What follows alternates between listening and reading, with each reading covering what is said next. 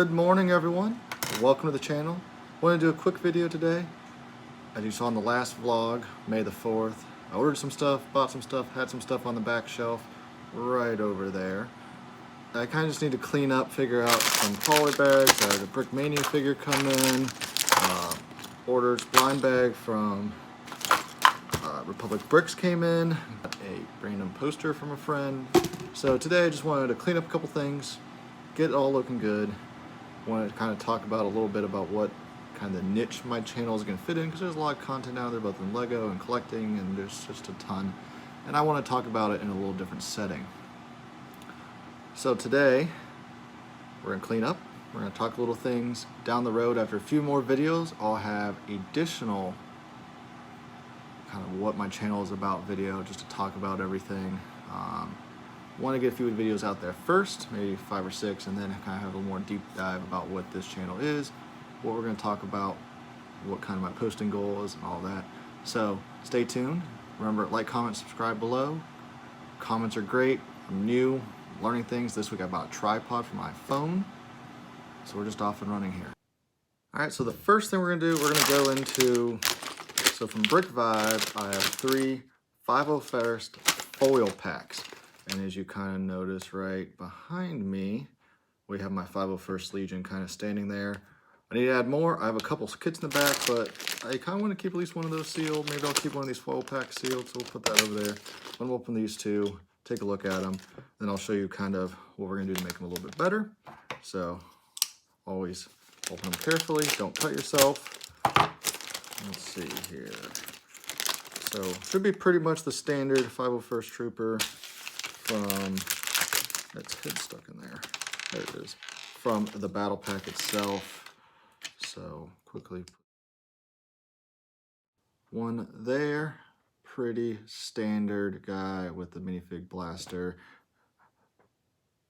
So looking pretty good there. So that's one. Let's open up the second one. I love these troopers. Probably one of my second favorite clone minifig. First one would be the 332nd. Just add a little extra detail, your character to them. I know almost the same figure other than the helmet. But so here they go. Each have a blaster. But kind of want to talk about one of the things I think my channel will kind of fill the niche in is, as much as I love Lego, Star Wars, regular sets, pop culture things, they can always be made better. And I think there's a lot of great companies out there and the third-party world that really enhance the Lego experience, the collecting experience, to make them even just a little bit better. And that's going to be kind of what I want to talk about in segue. So I store, and I'll go in a lot of detail later, storage, organization, things like that. But I use these Plano tackle box organizers. You can get them in most big box stores, outdoor stores, things like that. I work in the outdoor world, so I have pretty easy access to these. So I use these for all my organization. And in this case, this is kind of my Republic. As you can see, not many figures in it because they're mostly behind me, but I do keep some cool things on here. And these are some various versions of, I'll get a few out here, Brick Arms blasters. So Brick Arms is a injected molding company that makes really cool minifig scale weapons. Obviously, the ones from Lego are not super realistic in terms of the actual movies or TV shows. They're kind of been around for a long time, and they are what they are, and they're okay. They exist. They're great for play, for kids, things like that. But for collector, big fan of the movies, I wanted to bring just a little more realism to my displays, and that's where Brick Arms comes in. They make them for all kinds of pop culture, sci-fi, military. You'll notice like Brickmania uses a lot of them. Brickmania then goes and does extra stuff to them, which is really cool, which we'll talk about in future videos. So I love adding these third-party companies to Lego just to increase the quality, increase the realism, increase the displayability. So I love doing that to these 501st Troopers just to make them that much better.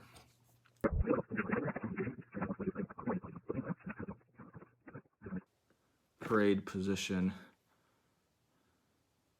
just like that. And I do the same thing with the other one. And at the end of the video, I'll put them up on display, roll some footage to show how they all look. And I get them all nice and cool looking like that with the Brick Arms blaster. Again, just adds a bit of realism.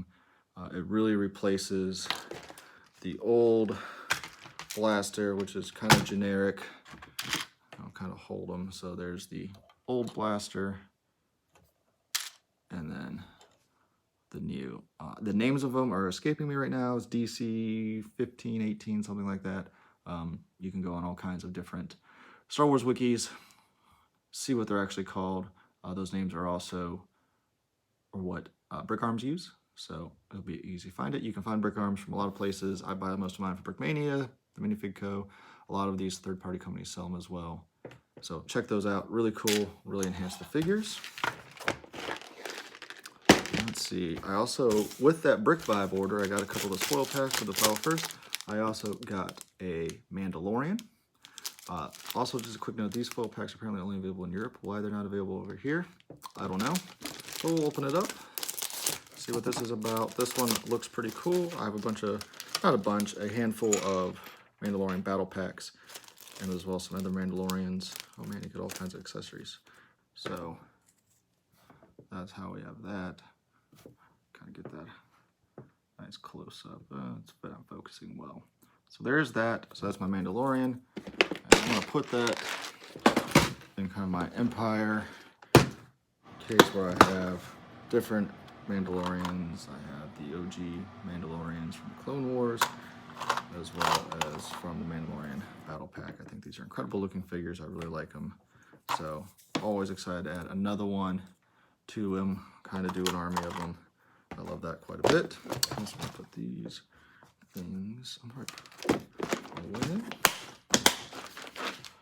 So that's all, I think. Nope, one more Star Wars one. I don't know when we do this, guys. So got these. A buddy of mine went to GameStop the other day. I was buying some things and then noticed some items being put in his bag from the salesman there, and it was a, I believe, Lego Skywalker Saga poster, which I have the game, so that's kind of cool. And then a poly bag of Finn from the episode 7. So that's kind of cool. Let's open them up. I really don't think he's going to be worth that much down the road. Maybe I'm wrong. I don't know. The sequel series, they are what they are. They're into entice new generations into Star Wars. I already like Star Wars going into it. They were fine enough. Episode 9 was, I don't think, very good. But 7 and 8, I didn't enjoy it well enough. I know some people didn't like 8, and that's okay. So I'm just going to leave his normal blaster on with that. Cool little figure. I'll just throw him in the box. Probably won't display him, but it's cool to have nonetheless in the collection. So otherwise, Star Wars. This guy is pretty cool. So I ordered a couple things. Well, one thing from Republic Bricks. They had a big Star Wars special going on where you got some different things. So they had a 332nd ARC Trooper, which is pretty cool. All right, sorry about that. We had a little camera difficulty. Anyway, so 332nd ARC Trooper. They 3D print or UV print them and print them on all sides, which is pretty cool. It is not too bad. I'll talk about this maybe more in detail later, but there's definitely some shading issues along the edges. I know he's relatively new into it, but it's still pretty cool fig. I really like the fabric. The previous model I had, the fabric was not cut, and it was kind of difficult and annoying. So I'm really glad the fabric is now cut, and it seems to be a bit stiffer material.